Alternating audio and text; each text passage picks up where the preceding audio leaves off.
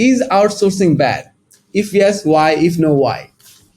Great question. And so I think the only time from here in North America, there are two comments that I hear. One is from the side of North America, which is a side of nationalism. And I'm going to answer that. And then the other is going to be on the, what are you doing? How do these teammates live? How could they, if you're paying X, do you feel like you're exploiting the world? On the North American side, the only pushback that you will get from, and I'll call stakeholders could be internal teammates, customers, prospects, investors. It's one of the greatest sayings I ever heard from an advisor at my company, Pipeline Signals, named Sujan Patel.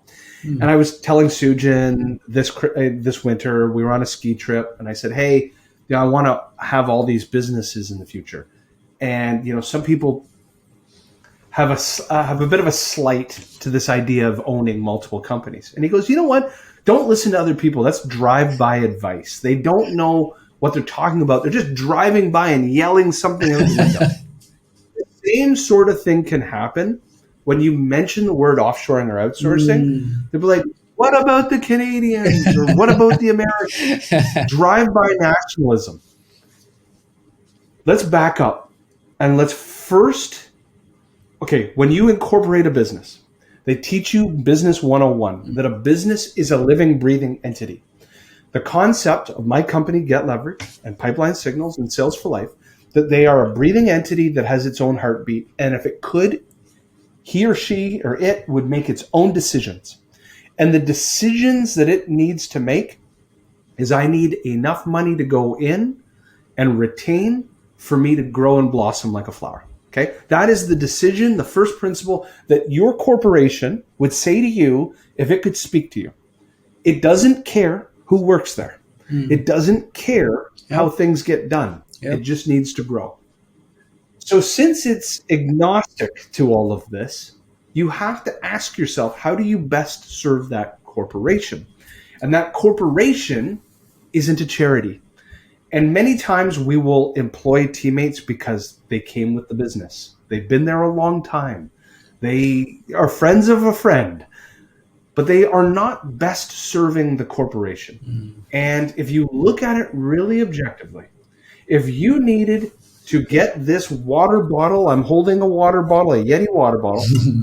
If you needed to get that built, what is the best and most cost-effective way to achieve building that aluminum? And I'm in the knowledge economy, so all my businesses are digital, and there is more knowledge overseas. Remember, only less than 5% of the world's workforce lives in North America. So 95% of the world and the knowledge sits in the rest of the planet. There are more people outside of my country than in it. There are people that have done it more than I have. They have scaled bigger than I have, and they can do it at a price I can actually afford, and the corporation, the flower, can actually grow. So that's when it comes to the nationalism piece. I believe that people get this sense of self-righteousness, and they'll say, you need to employ Canadians. And I was like this. My company, until the year 2017, only employed Canadians. I didn't have an American on my team. Every one of my 20 employees were Canadian. Wow. But that didn't best serve the corporation. That didn't serve the profits to me and my family. So the nationalism thing, people can drive by and tell you those things, but they're not thinking in the best interest of you, your family, and the corporation. Now, on the other side of the fence is, and this is, I'm barely going to answer this because you're on the call, Nazmul, is I've heard this. I can't believe you're paying, a person $500 a month or $1,000 a month or $2,000. It depends on their role and responsibility, because they're equating to the cost at home. Yeah, sure. An average mortgage here in Toronto is $3,000 a month or $4,000 a month. Yeah. But that's not the cost of living in every other place. We've just chosen to live in a very ridiculously expensive place called Canada.